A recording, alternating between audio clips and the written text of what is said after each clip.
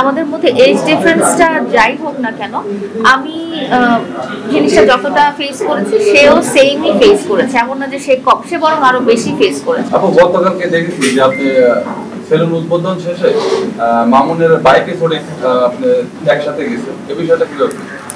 মামুনের যতদিন থেকে বাইকটা ছিল সবসময় আমিই চড়তাম, তো ওর কালকে বাইকটা ওইটা ওর ছিল না, অন্য আরেকজনের বাইক ছিল, তো ওর মনে হয়েছে যে আমরা এই মোমেন্টটা বা এই শেষের মোমেন্টটা আমরা একসাথে কিছুটা মুহূর্ত কাটাতে পারি, আগে যেরকম কাটাতাম। তো আপনারা আগে হয়তো আমরা বাইকে চড়ার ভিডিও ওরকম দেইনি, তো কালকে যেহেতু অনেক লোক ছিল আপনারা ভিডিও করতে পেরেছেন এবং দেখেছেন।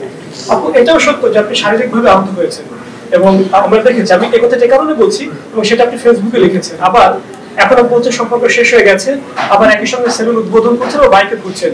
এটাতে একটা পক্ষ বা সামাজিক যোগাযোগ মাধ্যমে কেউ বলে থাকে যে আপনারা ভাইরাল হওয়ার জন্য, আবার নতুন করে আলোচনা আসার জন্য ইচ্ছে করেই এই কাজগুলো ছড়াচ্ছেন, করছেন। এ বিষয়ে আপনার প্রতি উত্তরটা কি হবে? আসলে প্রিন্স মামুনের তো ভাইরাল হওয়ার নতুন করে কিছু নাই, ও তো আগে থেকেই ভাইরাল। আর আমি যেটা বলবো যে এটা এত একটা স্পর্শকাতর সম্পর্ক যেটা নিয়ে আসলে মানুষের নাটক করারও কিছু নাই, এটা খুবই ব্যক্তিগত সম্পর্ক। বাট আপনি আমাকে যেভাবে দেখতে চান, আমি গিয়েছি ওর একটা শোরুম ইনঅগারেশনে, সেটা ডেফিনেটলি একটা কাজ ছিল, একটা মানে সহকর্মী হিসেবে যেটা করা যাইতে পারে আর কি, ওইভাবেই গিয়েছিল। নাটক ডেফিনেটলি আমাদের ব্যক্তিগত ব্যাপারটা নাটক না, কন্টেন্ট গুলো নাটক। সো আমি আজকে আসছি পিৎজা চেইনের গ্র্যান্ড ওপেনিং এ, এটা মিরপুর 12-তে সাফোরা টাওয়ারের লিফটের কত 6 এ।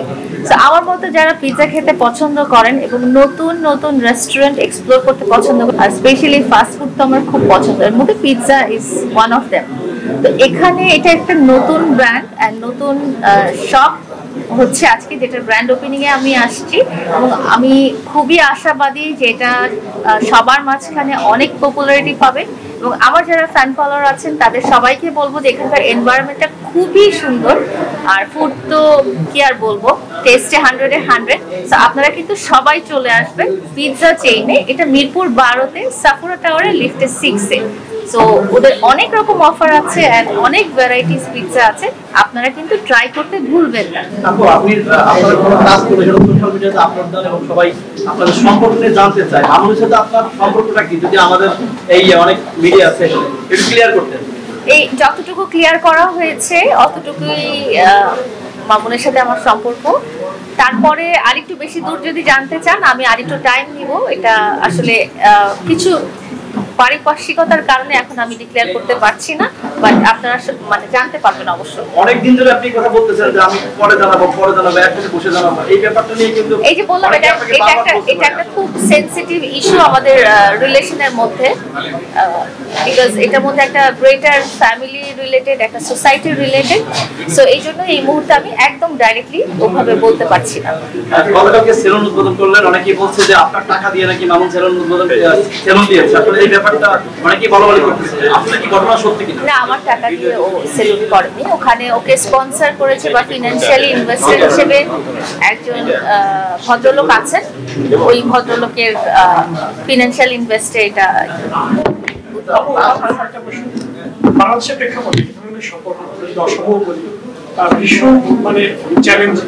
তবে আপনি যে ট্যাবু ভেঙেছেন এ কথা আমরা নির্দ্বিধায় বলতে পারি। আপনি ভীষণ চ্যালেঞ্জিং সময়ের ভেতর দিয়ে গেছেন, অনেক গরিব আপনি সহ্য করেছেন। বাংলাদেশের প্রেক্ষাপটে এই ধরনের একটা অসম সম্পর্ককে অসম বয়সে বয়ে নিয়ে যাওয়া একজন মেয়ের জন্য কতটা কষ্টকর, আপনার অভিজ্ঞতা জানেন? আমরা শুধু মেয়ের জন্য না, আসলে আমার সাথে যে আমার যে লাইফ পার্টনার ছিল, ডেফিনেটলি তার জন্য কিন্তু আরো বেশি চ্যালেঞ্জ ছিল, বিকজ আমাদের মধ্যে এজ ডিফারেন্সটা যাই হোক না কেন, আমি জিনিসটা যতটা ফেস করেছি সেও সেমই ফেস করেছে, এমন না যে সে বরং আরো বেশি ফেস করেছে। বিকজ কম এজের ছেলে হলে তার সারাউন্ডিংস, পরিবার, সহকর্মী, বাইরের লোকজন অনেক কিছুই তাকে বলতে পারে।